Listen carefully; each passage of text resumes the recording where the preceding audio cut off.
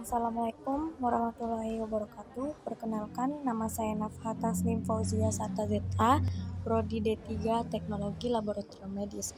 Di sini saya akan menjelaskan tentang sejarah Museum Lagaligo, Provinsi Sulawesi Selatan.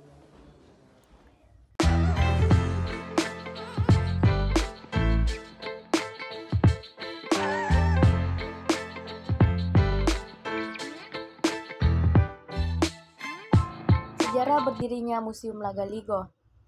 Keberadaan sebuah museum di Sulawesi Selatan ini berawal pada tahun 1938 dengan didirikannya oleh pemerintah Hindia Belanda di Kota Makassar. Di Kota Makassar sebagai ibu kota pemerintah Sulawesi dan taklukannya. Penamaan Museum Lagaligo ini sendiri terhadap Museum Provinsi Sulawesi Selatan atas saran para cendekiawan dan budayawan dengan pertimbangan bahwa Lagaligo atau Ilagaligo adalah sebuah karya sastra klasik dunia besar dan terkenal. Nah, sekarang saya naik ke lantai 2. Di sini ada sejarah kebudayaan dan lintas peradaban. Yang pertama saya lihat di sini adalah zaman berburu dan mengumpul makanan tingkat awal Paleolitik. Pada zaman Paleolitik adalah awal dijumpainya bukti budaya tertua di Sulawesi Selatan, di mana pada masa ini kehidupan manusia sangat tergantung kepada sumber-sumber yang tersedia secara alami dengan sistem kehidupan adalah berburu dan meramu makanan. Sebelum saya menjelaskan tentang sejarah kebudayaan dan lintas peradaban ini, di sini saya akan menjelaskan sedikit tentang sejarahnya. Sejarah kebudayaan dan lintas peradaban Indonesia adalah rangkaian jejak kehadiran manusia Indonesia sejak zaman prasejarah sampai sekarang. Zaman prasejarah merupakan suatu masa yang sangat panjang, yaitu dari awal kehadiran manusia sekitar 1,5 juta tahun yang lampau, hingga masa mulai dikenalnya budaya tulis sekitar abad ke-5 Masehi, yaitu ditemukannya prasasti Yupa di daerah Kutai, Kalimantan Timur. Secara khusus untuk daerah Sulawesi Selatan, zaman prasejarah sudah mulai dikenal sejak zaman Paleolitik akhir hingga pada sekitar abad ke-16 Masehi, ketika mulai dikenal budaya tulis lontara dan masuknya pengaruh Eropa.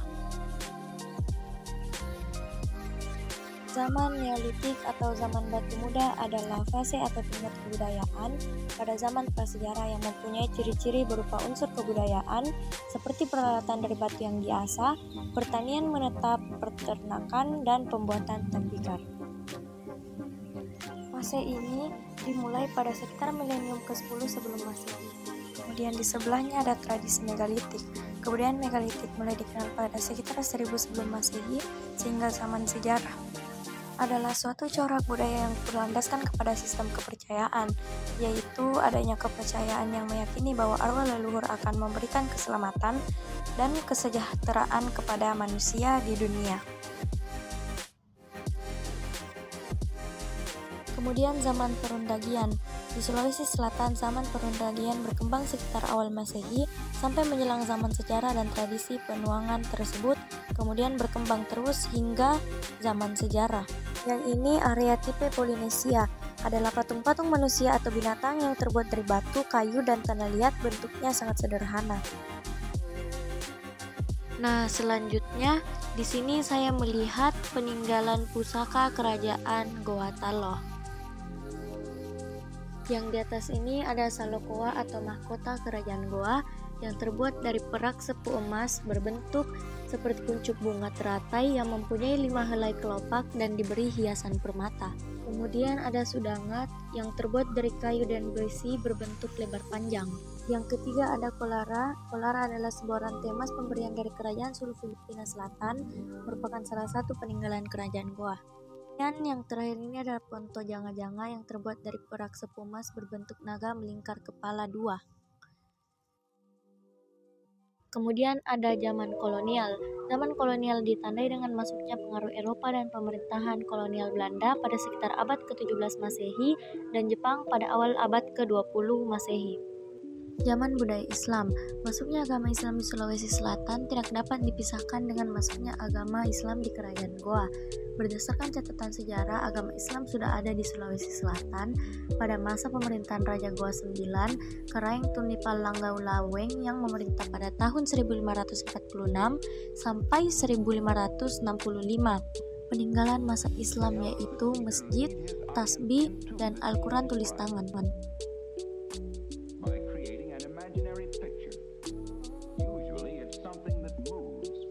Setelah itu, ruangan berikutnya yaitu ruang budaya pedalaman perkampungan. Indonesia adalah negara agraris di mana sebagian besar penduduknya, terutama yang mendiami daerah pegunungan dan pedalaman, memiliki mata pencaharian sebagai petani. Tipe budaya agraris Mas Bugis Makassar adalah tipe pedesaan dengan bercocok tanam di ladang atau di sawah dengan padi sebagai tanaman pokok. Yang pertama saya lihat di sini ada rumah adat Makassar Bugis di Sulawesi Selatan. Orang Bugis menyebut rumahnya dengan bola dan Makassar balak. Dan di sini saya melihat rumah adat tradisional suku Toraja. Orang Toraja membangun rumah selalu berkaitan dengan kepercayaan mereka dan arah hadap tongkonan. Kemudian di sini ada Laming Tudangang Bugis dan Pamempoa Makassar berarti tempat duduk. Pelaminan jenis tersebut banyak dijumpai sekarang dan digunakan pada saat upacara perkawinan sebagai tempat duduk pengantin bagi golongan bangsawan Bugis Makassar. Kemudian ada upacara hitanan atau sunatan pada lingkaran kehidupan masyarakat Bugis Makassar, di mana pada masa kanak-kanak dilakukan upacara sunatan bagi anak laki-laki dan makate atau hitanan bagi anak perempuan memakai pakaian adat baju bodoh. Kemudian ada kelahiran, rangkaian upacara macera wetang atau macera babu, biasa juga disebut mapasili, dilaksanakan pada saat usia kandungan memasuki bulan ke-7.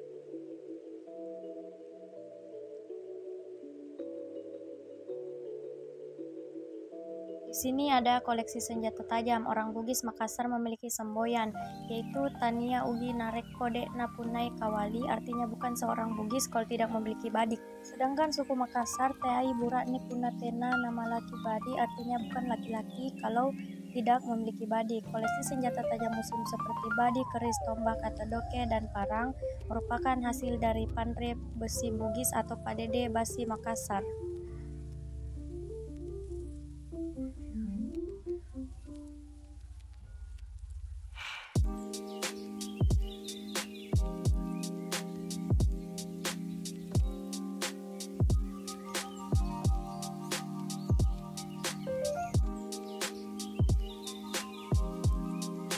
Di sini ada alat musik tradisional di Sulawesi Selatan, khususnya masyarakat yang tinggal di daerah pedalaman dan terlebih dari kalangan bangsawan sampai saat ini masih tetap melaksanakan upacara adat, yaitu pada pesta upacara kegembiraan ini diwarnai dengan penggunaan berbagai alat musik sebagai pelengkap sakralnya upacara tersebut.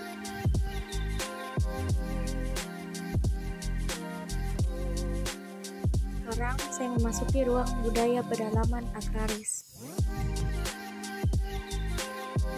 Yang saya lihat di sini adalah peralatan membajak. Alat produksi dalam bercocok tanam di sawah atau di ladang terdiri dari beberapa peralatan tradisional yang sangat sederhana, dibuat sendiri dalam rangka memenuhi kebutuhan dalam mengolah lahan pertanian. Kemudian di sini ada peralatan pemeliharaan padi. Kegiatan bercocok tanam, khususnya dalam proses penaman padi di sawah maupun di ladang, mendorong berkembang berbagai teknologi tradisional yang mendukung kualitas tanaman. Di sini ada pipa tekai berfungsi sebagai kelengkapan alat angkutan hewan, dipergunakan sebagai pengalas punggung kuda yang akan menahan beban untuk menghasilkan petani berupa padi ataupun jagung ke tempat penampungan atau balas. Ini adalah jenis-jenis lesung. Peralatan pengolahan padi menjadi beras dan tepung yang terdiri dari lesung batu dan kayu. Lesung batu berfungsi sebagai penggilingan, kemudian lesung kayu berfungsi untuk menumbuk padi menjadi beras atau tepung. Peralatan pengolahan padi ini dapat ditemukan di seluruh daerah di Sulawesi Selatan. Kemudian di sini ada peralatan pembuatan sagu. Banyak variasi hasil bumi yang bisa dijadikan bahan pengganti atau pendamping beras seperti sagu, jagung, umbi-umbian hingga tanaman biji-bijian yang banyak memberikan manfaat.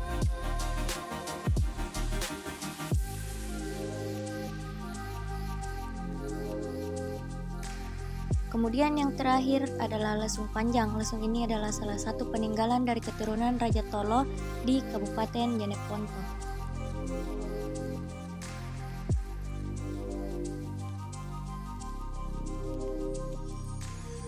Mungkin hanya inilah yang dapat saya sampaikan, kurang lebih yang terdapat di Museum Lagaligo. Kurang dan lebihnya mohon dimaafkan. Assalamualaikum warahmatullahi wabarakatuh. Terima kasih.